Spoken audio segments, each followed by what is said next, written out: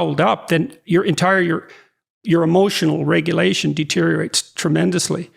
And so these small, hypothetically small changes, and of course, light at night is not a small change. Night is dark.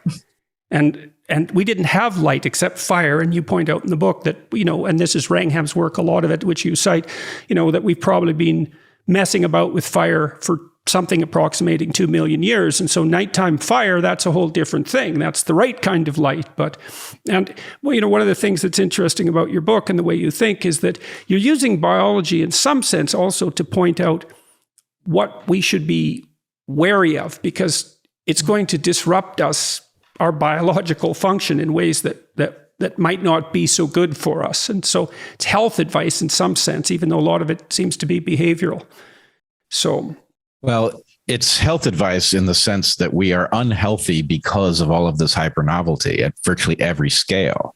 And so when you say that light in the middle of the night is not a small matter, we point to the possibility in the book that in some sense, wavelengths of light that tend towards day, that include a lot of blue, misinform us about when we are active. And for many of us, we may be able to tolerate that if we can get past the simple sleep disruption.